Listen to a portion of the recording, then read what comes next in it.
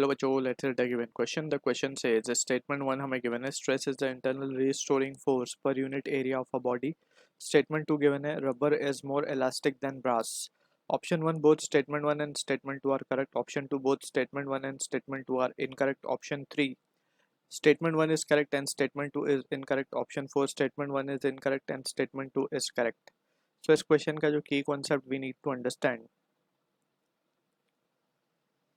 is the concept of stress.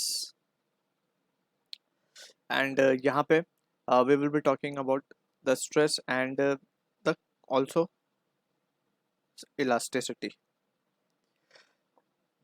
पहले हम stress की बात कर लेते हैं along with the concept we will discuss it. So let's suppose पहले हम define करते हैं स्ट्रेस को. Stress is basically it is internal restoring force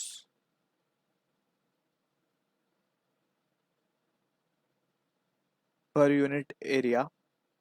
इसे हम कहते हैं स्ट्रेस. अब इंटरनल रीस्टोरिंग फोर्स पे हमें ध्यान देना है. अगर हम लेट सपोज मान लें कि वी हैव अ रॉड, कुछ इस तरीके से रॉड है और हम इसके ऊपर एक फोर्स लगा रहे हैं एफ. तो अब ये बॉडी क्या करेगी, इस फोर्स को रेजिस्ट करेगी. ठीक है ना. ये फोर्स की वजह से जो एलोंगेशन इस रॉड में आने वाला है वो रॉड इसको क्या करेगी, रेजिस्ट करेगी. सो वी कैन से कि अगर हम मान लेंगे इसका क्रॉस सेक्शनल एरिया रॉड का जिसपे ये फोर्स लग रही है वो ए है. सो यहाँ पे हम कह सकते हैं कि जो internal restoring force per unit area है will be nothing but the stress. क्योंकि अब हम बोलेंगे कि ये जो रॉड है it will be under tension and under equilibrium हम क्या लिख सकते हैं, अंडर इक्विलिब्रियम अंदर जो रीस्टोरिंग फोर्स होगी, रीस्टोरिंग फोर्स जो होगी वो इक्वल होगी इस फोर्स के जो हमने एक्सटर्नली अप्लाई किया है. ठीक है. तो force per unit area that will be giving us the value of stress. ठीक है. Restoring force per unit area. So from this we can say कि जो स्टेटमेंट 1 हमें गिवन है वो परफेक्टली ट्रू है या करेक्ट है. स्टेटमेंट 2 में बोला गया rubber is more elastic than brass. तो इलास्टिसिटी हमें समझ में आनी चाहिए कि इलास्टिक बॉडी किसको बोलते हैं. इलास्टिक बॉडी वो होती है, elastic body which the body which tends to change or deform, we can say the body that deforms on application of force and regain its original dimension is called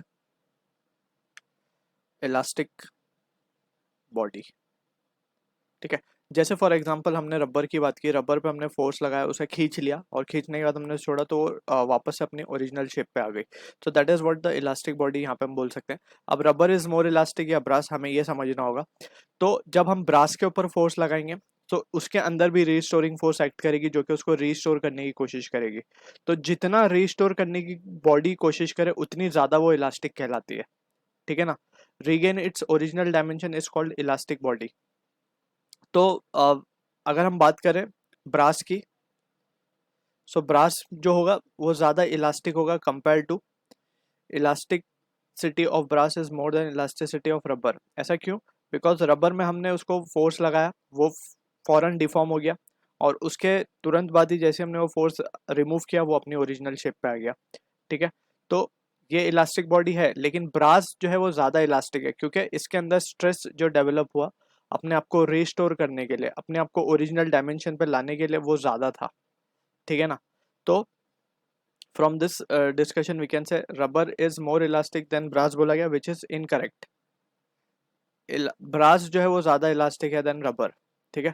so from this two statement we can say statement 1 correct है, statement 2 is incorrect. So option 3 will be the answer for this. I hope you understood the solution. All the best.